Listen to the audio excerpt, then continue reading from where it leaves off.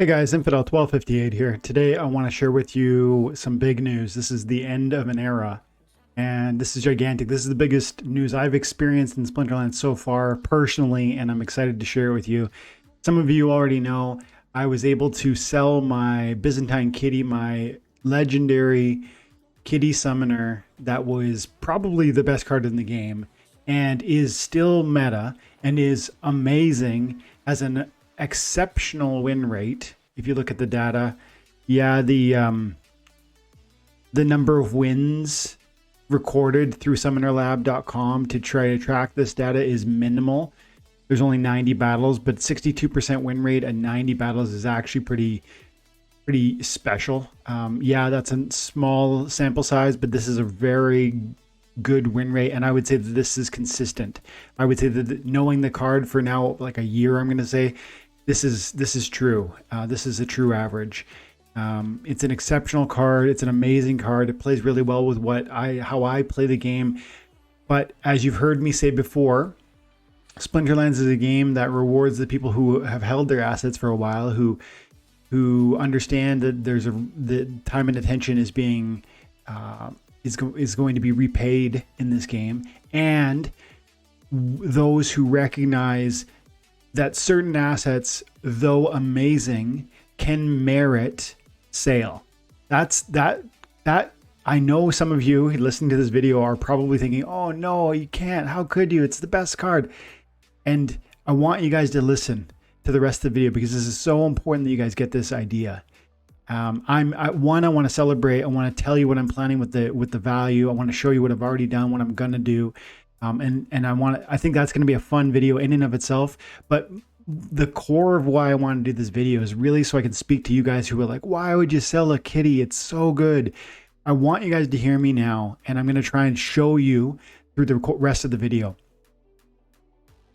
Sometimes you sell an asset that you love because it has greater return than the value. And so understand first that value is what it's worth and price is what you get. And then understand second that some people are willing to pay a higher price than you assign to the value. And so I sold the kitty for $3,200 US this morning, and I think it was worth 4,000. So let's try to be clear about that. I don't think I tricked. I don't think I robbed. I don't think I got an amazing deal. I think it's worth 4,000, maybe even $5,000.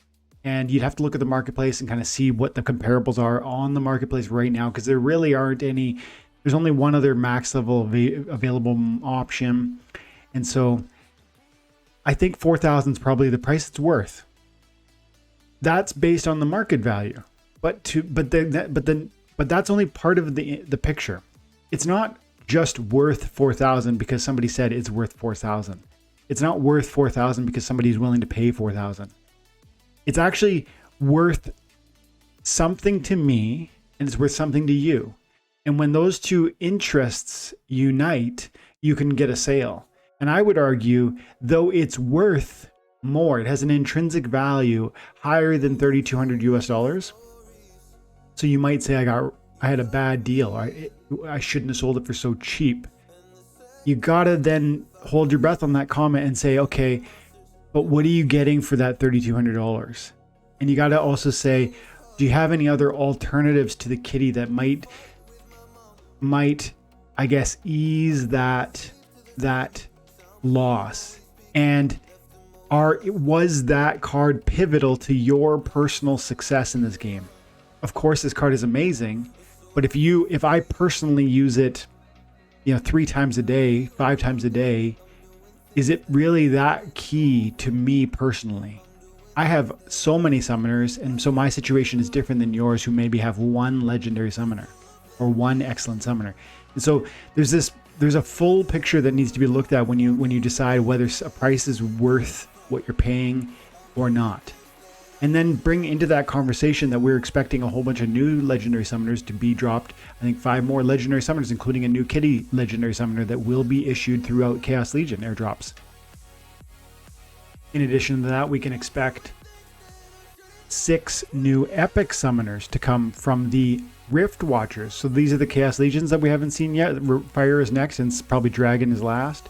I'm going to get, 20 or 30 of each of these. So I'm going to have legendary summoners on my deck. No problem. It's going to be a strong deck. It already is. Kitty's amazing, but it wasn't pivotal. It wasn't key to my success. And I'm going to have amazing new legendary summoners that, while perhaps are not going to be what Kitty was, that isn't the end of the conversation. If there are two ways to have success in a given instance, then, and one of them you can sell for a fortune and the other one's really, really inexpensive, then it pays to think through extracting that value and reinvesting in other ways. So that's what I really, really want this video to be about. I want you guys to see, because many of you don't see that. You have cards that are expensive now, and you think they're so good, they're meta, they help me win. And I tell you, stop now while they're meta and think to yourself, what could I do to replace some of the utility and the ability that this card or asset would bring me, some of it, not all of it, and put value, cash in my hand so that I could then reinvest in other ways that would stretch that dollar. Just for instance, selling Kitty for $3,200 and then coming over to Summoner Labs and looking at the legendary summoner win rates. One of the teams I love to play is Death Splinter, and you've seen me do Nightmare, and it's a whole speed thing. Like I do several slows and several swiftness, and maybe a blind, and the kitty, or the kitty's usually part of that picture. But what if I used Quixodevious, which is much, much, much cheaper and has that negative speed? It's not a 2 differential that the kitty has, but it's 1, it's something. And when you say this is worth 3,200 and this is worth, $150, what could you do with $3,000? And could you then build out your dragon deck in an amazing new way that would transform your ability to win, regardless of the fact that you take a step down in summoner? If you like sports, you like football, and your quarterback costs $20 million a season, and he's amazing and he's pivotal to your recipe for success. What if you thought you found a quarterback that was reliable and quality but didn't have the same name brand, maybe didn't sell as many jerseys, only cost $1 million a season, and then allowed you to deploy 19 other million either into your pocket for savings or into other teammates that can support that team's success? That's what I'm talking about. And cards like Cryptmancer, which is one of my favorite cards, to be honest, one of my favorite summoners. Very similar win rate. We're talking 60%. Yes, there are fewer battles, so that you might say is not reliable, but I can tell you from renting this card, I've never owned it, but from renting it, I know this card is reliable. I know it's powerful. It does succeed at a high level. I would even say when I'm playing it with the cards I own, I see higher than a 60% win rate. So it's a very strong card, and I can tell you right now, there's one on the market for about $1,200. And so for just as one example, and there are a million examples of how you could think this through. If you get $3,200 for a sale on a kitty and you go out and you buy a different legendary summoner, you've got $2,000 left over. And maybe you've created a similar opportunity for success in a different way and allowed yourself to then pocket value or to then reinvest in new ways that can themselves multiply in value. So what would I do with the leftover $2,000? Maybe I buy Chaos Legion packs. Maybe I'd buy other cards for long-term investment. Maybe I'd create another account that I could skull or buy more rental cards so I could generate more rental revenue. Or how about this? You put the extra value into DEC, which we expect to perhaps double in the near future, because I do. I expect it to nearly double. I think it's going to return to peg in the relative future. So that would be almost a doubling. Maybe you just sit there in DEC, or better yet. And if you follow me on Twitter, you would have seen I put out a poll. I said, if you had $3,000 US in Splinterlands, which would you prefer to hold, SPS, DEC, or Hive? 83% of you get it. SPS right now is so important for several reasons. One, the new rank battle rewards that are coming and how you need to actually have staked SPS or you don't get rewards. Holy cow. Guys, open your eyes to that fact. I'm seeing a lot of coverage. Gank was talking about it. Keys was talking about it. I think I saw Hawks21 talking about it. I definitely saw Cryptmancer talking about it. There's a bunch of content creators who understand this. I'm not sure you guys understand this, like the masses, because maybe those of you watching, but the masses who don't digest Splinterlands content every day, they don't get it yet, guys. Yeah, have we moved from 5 cents to 7 cents? Sure. That's, I mean, long term and even short term with, like I just said, rank battle rewards being dependent on this stuff. No rewards for this game. No rewards for the thousands of dollars worth of cards that you probably already have if you're watching content like this, if you don't have SPS. And if you have more SPS, more rewards. Whoa, guys, that's so gigantic. And then look at Rift Watchers and how you need SPS for that, and how that SPS is going to be locked up in a decentralized autonomous organization, a DAO. It's going to be locked up there at least until we have validators up and running, and that then the validators can allocate and through our votes how that would be spent or burnt or whatever. And so that money is just gone essentially. And Aggie was covering this in the recent town hall, and he's like, that's going to be, I think he said it was going to be 25% of all SPS that exists, all of it at the current price. So if SPS was to spike at a higher price, then it reduces the number of SPS tokens that would be spent into that process and locked up in that manner. But at 7 cents, it was roughly a quarter of all SPS. That is so enormous. It's absolutely ludicrous. And that's weeks away. That's September, guys. That's maybe 4 weeks from now. And this is so gigantic, a crazy opportunity. And then for my kitty to sell. And by the way, Vegas, October 9th and 10th, I think it is. No, 8th and 9th, I think it is, for Splinterfest. And I want to be there. And this is one of those moments where it's like, this game can actually change my life financially. I say that to you a ton over the year that, maybe 2 years, maybe a year and a half that we've been covering this stuff. I mean, I've been covering it for a long time, but no one was watching before last summer. And I've said several times that I believe this game has the opportunity, represents an opportunity to change your life financially. And this moment with this sale is from 5 different angles, potentially really helpful, valuable, interesting, exciting. One of them being that I can then take a little off the table and actually change my life in a tangible way. Take a vacation to Splinterlands, to Vegas, meet friends who I've grown in community with through this amazing blockchain-based video game. Maybe make some connections with Splinterlands. Have an amazing time. Go with one of my good buddies, and we're gonna have amazing time. So like tangible, life-changing realities. And if I didn't sell that card, where's that money coming from? It's coming from my personal savings. And so that has financial ramifications for my family and my and whatnot. So it's like tangible, real world results, not to mention opening up new investment opportunities like SPS and all the reason to be excited about that. And lastly, yeah, there are ways to win without Kitty. Kitty's amazing. I love Kitty.